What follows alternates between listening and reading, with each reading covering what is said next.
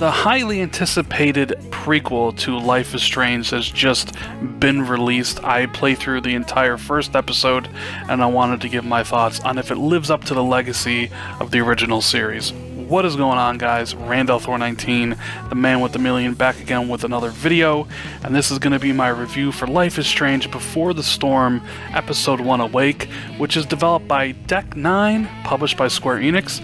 Now, Dontnod, who did the original Life is Strange, they didn't make this. This is a different team, and it's available right now. Xbox One, PS4, and PC. I'm playing the Xbox One version. You can buy Episode 1 for $7.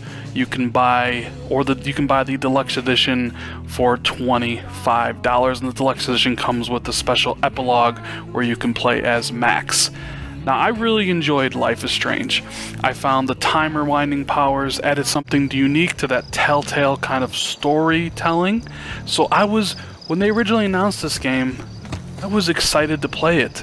I was really excited, but also at the same time fearful to see if they could actually live up, a different developer could live up to what I consider a pretty damn good story in the original Life is Strange. And it's a little bit of a mixed bag, and I'll explain why. So this game is a prequel to the first. Like I mentioned, you play as Chloe Price, and there is none of that time shenanigans, which kind of was the staple of the first Life is Strange. It is more of a mundane Telltale game now, where you go around, you look at objects, you interact with them, and you listen to Chloe say some snarky comment in her head. Now, I also kind of feel that the writing isn't as good in this episode. It's a different developmental team as it was in the beginning, so I don't think the writing's up to par. But one of the first things you'll notice when you play is Chloe Price doesn't exactly sound like Chloe Price.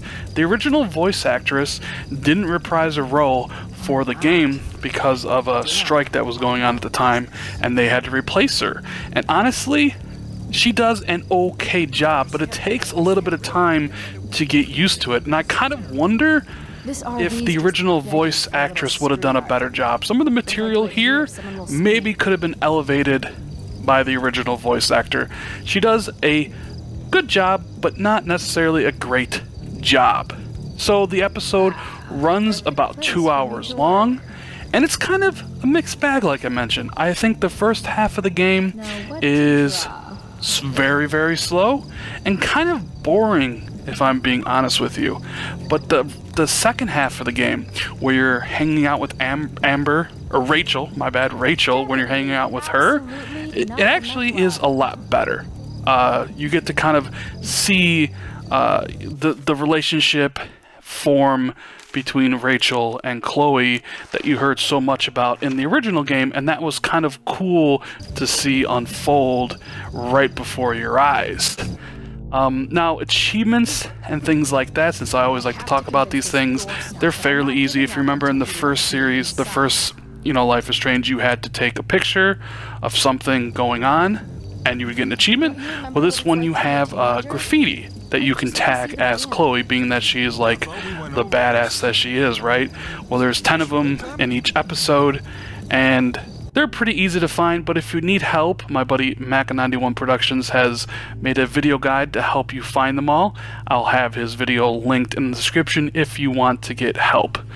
Now, since they've taken the time rewinding ability that, was a staple of the first game, that kind of elevated it above, say, some of the Telltale games out there like it, they added this backtalk system.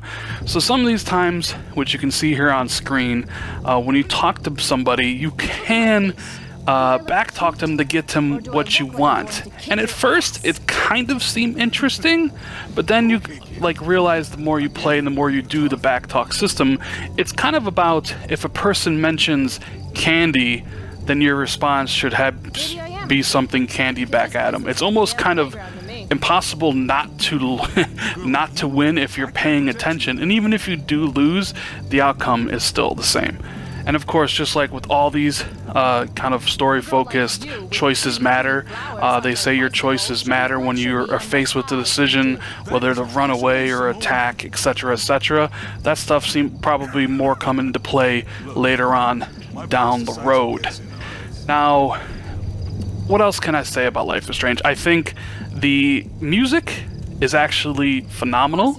It really fits what the game is trying to go for. There are sequences where you can kind of just sit and listen to the music, and I actually did sit there and listen to the music for quite some time, just kind of enjoying the music and the visuals of the game. And it runs fairly well for performance-wise. I didn't really notice any frame rate crashes, and the game does, in my opinion, look better than the original. It should. Obviously, it's coming out a couple years after it.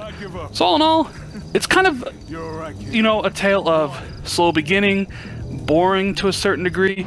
You're kind of like, you know, Chloe getting used to her snarky remarks and stuff, and then meeting old people that you knew in the first game that may or may not have the same voice actors. But the game picks up and becomes much more interesting when you meet Rachel and you go on a little adventure. And the ending, which I'm going to talk about the ending here for a second. I'm not going to give any details. I found the ending very interesting, and it made me really look forward to episode 2 and 3. I want to see where they're going with the story, because originally when I was playing the game, I almost felt like this whole game, this whole first episode, was completely unnecessary. Yes, it's kind of cool to get some backstory of the Rachel and Amber, why do I keep on saying Amber? The Rachel and Chloe friendship, right? But all in all, it kind of felt unnecessary. And then when you get to the end, there's that really intriguing stuff going on that makes me think, hey, maybe this won't be so unnecessary after all. So then we come to, would I recommend this game? If you're a fan of Life is Strange, then this is 100% must play. You get to revisit Arcadia Bay, some of the characters from the first game, and you get to play as Chloe again, who is a fan favorite character. So if you're a Life is Strange fan, then this is a must play.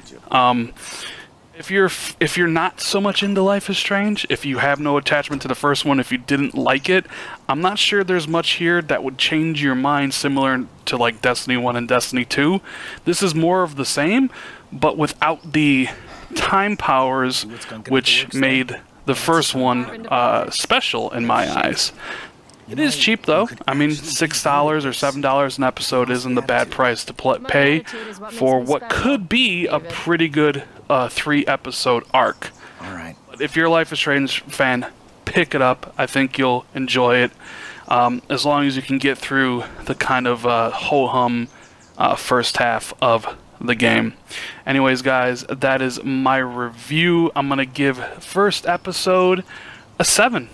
It's good, not great, and it hasn't lived up to the original Life is Strange yet, in my opinion. After I finished the first episode of Life is Strange with Max, I was absolutely hooked. I loved the sci-fi setting. I loved rewinding time and everything that went along with it. I think it's just missing that, so I kind of feel like this game is more of a standard Telltale story-based game. So your enjoyment will, you know, go along the lines of that type of stuff. Anyways, guys, that's the end of the review. If you enjoyed the video, please hit that like button, consider subscribing for more content, and I'll see everybody in the next video. Later, guys.